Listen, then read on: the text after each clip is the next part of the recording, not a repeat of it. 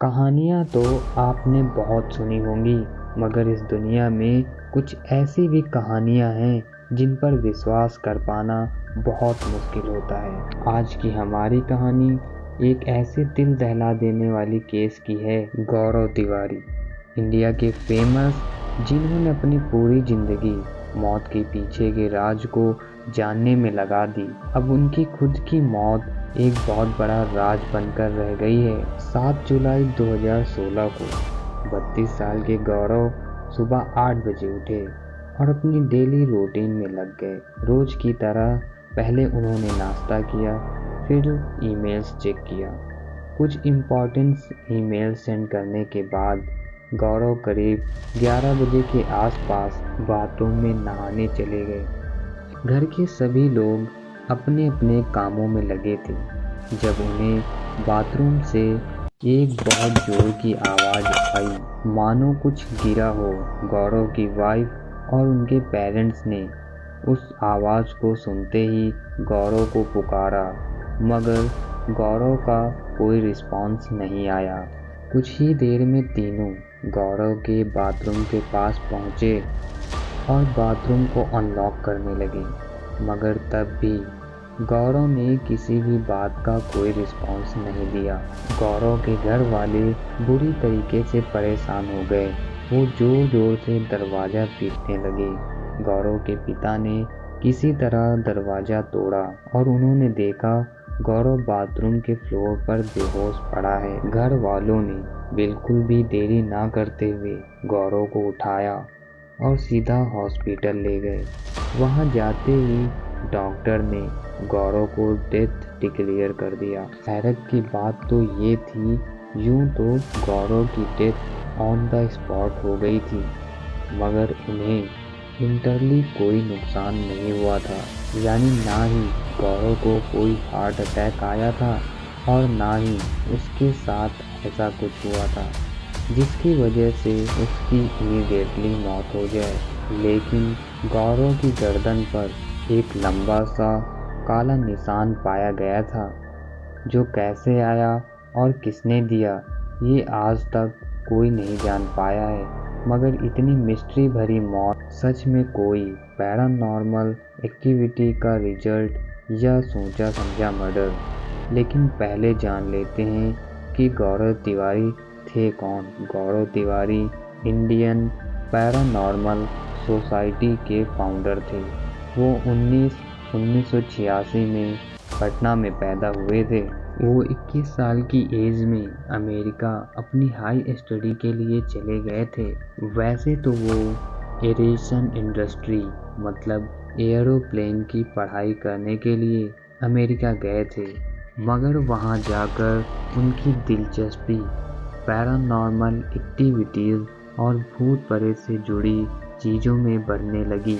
America में उन्होंने कई सारे पैरानॉर्मल इन्वेस्टिगेटर्स ग्रुप का काम बहुत नज़दीक से देखा और धीरे धीरे उन्होंने खुद पैरानॉर्मल इन्वेस्टिगेटर्स बनने का फैसला ले लिया। मगर अब आप सोच रहे होंगे कि आखिर ऐसा क्या हुआ उनके साथ अमेरिका में कि वो अपनी पढ़ाई छोड़कर भूत प्रेत की ओर मुड़ गए। इन सब की शुरुआत हुई थी गौरव के रेंटेड अपार्टमेंट से। वो अमेरिका में जिस अपार्टमेंट में रहा करते थे, वहाँ रात में उन्हें अजीब सी एक्टिविटीज़ महसूस होती थी, जैसे कि चीज़ों को ऑटोमेटिक हिलना, रैंडमली ठंडी हवा का झोंका आना और किसी छोटी बच्ची की आवाज़ सुनाई देना। जब उन्होंने आसपास के लोगों से जांच पड़ताल की तो उन्हें पता चला कि इन सब का यही मानना था कि उस अपार्टमेंट में एक छोटी बच्ची की आत्मा रहती है।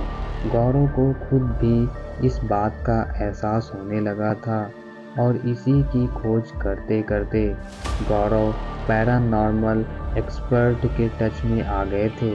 वहीं से इनको इस फील्ड में इंटरेस्ट आने लगा था। वो जानते थे इस काम को करियर बनाने से बहुत ज़्यादा पैसा तो नहीं कमा पाएंगे, मगर उनकी जिज्ञासा इतनी बढ़ गई थी कि उन्होंने यही फील्ड चुन ली। पैरानॉर्मल एक्टिविटीज़ से रिलेटेड अलग अलग केस सॉल्व करके वो लोगों की मदद करने लगे। गौरव ने अपनी पूरे करियर के दौरान 6000 से ज़्यादा हॉन्टेड कहे जाने वाले घरों को इन्वेस्टिगेट किया था।